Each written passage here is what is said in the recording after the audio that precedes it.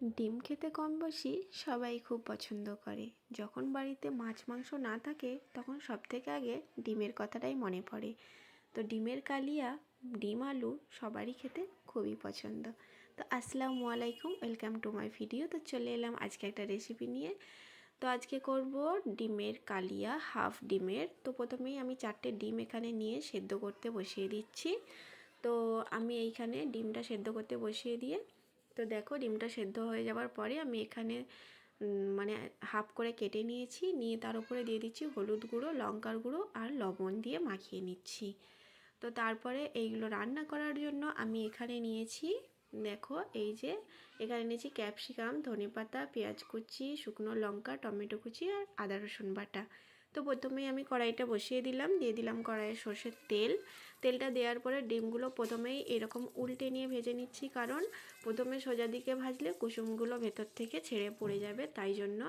তো এইভাবে এক সাইড ভাজার পরে আমি উল্টে অপর সাইডটাও ভালো করে ভেজে নিচ্ছি। তো ডিমগুলো এরকম হাফ করে ভাজার সময় খুবই আস্তে আস্তে করতে হয়, কারণ এর ভেতরের কুসুমগুলো বাইরে বেরিয়ে যাবে। তো দেখো আমার ডিমগুলো ভাজা হয়ে গেছে, আর ভাজতে ভাজতে একটার ভেতর থেকে কুসুম অলরেডি ছিটকে পালিয়ে গেছে। তো এইভাবে আমি এই ডিমগুলো আমার ভাজা হয়ে গেছে দেখো। তারপরে ওই একই কড়াইয়ের মধ্যে দিয়ে দিচ্ছি গোটা জিরে আর শুকনো লঙ্কা, দিয়ে হালকা নাড়াচাড়া করে নেবার পরেই এতে আমি দিয়ে দেবো পেঁয়াজ কুচি।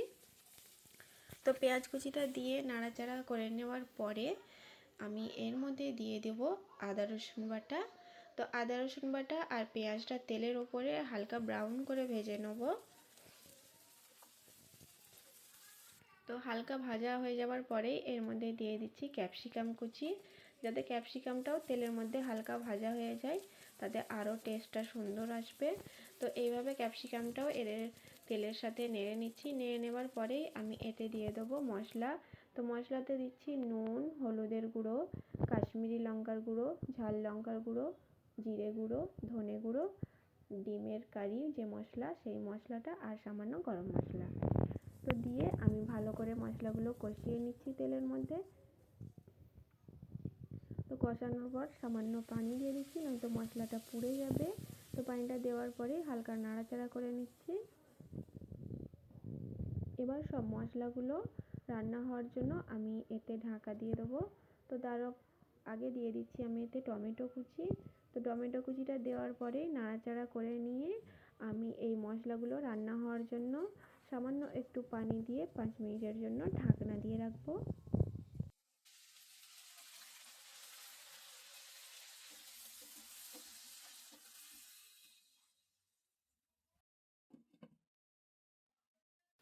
তো চলে এলাম 5 মিনিট পর, আর দেখো কত সুন্দর তেল ছেড়ে দিয়েছে, আর দেখেই মনে হচ্ছে যে টমেটো আর ক্যাপসিকামগুলো মনে হচ্ছে সেদ্ধ হয়ে গিয়েছে। তো দেখি, এই দেখো টমেটোগুলো সুন্দরভাবে সেদ্ধ হয়ে গিয়েছে।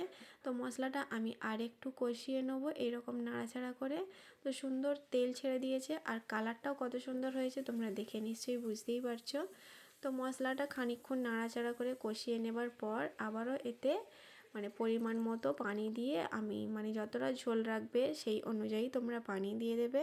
তো আমি খুব একটা ঝোল রাখবো না, আমি একটু মাখা মাখা টাইপের করব, তাই আমি এটা পানি দিয়ে এটা ফোটার জন্য ঢাকা দিয়ে দিলাম। এই যে ফুটে গেছে, এইবার আমি এতে ভেজে রাখা ডিমগুলো এক এক করে দিয়ে দিচ্ছি।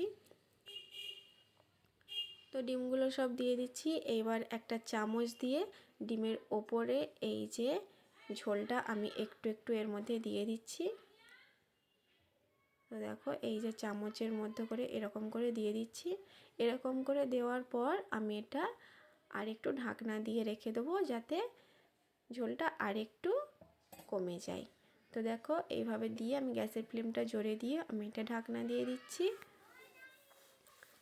তো দেখো চলে এলাম খানিকক্ষণ পর, এই যে আমার সুন্দরভাবে রান্নাটা হয়ে গিয়েছে। ওপর থেকে দিয়ে দিচ্ছি ধনেপাতা আর গরম মশলা। তো ডিম তোমাদের কার কার খেতে ভালো লাগে কমেন্টে অবশ্যই জানিও। আমার তো ডিম সেদ্ধ থেকে ভাজা থেকে ডিমের প্রত্যেকটা আইটেমই খুবই ভালো লাগে। তো আজকের রেসিপিটা তোমাদের কেমন লাগলো সেটাও কিন্তু অবশ্যই জানিও। আর আজকের ভিডিওটা এই পর্যন্তই, দেখা হচ্ছে পরের কোনো ভিডিওর সাথে।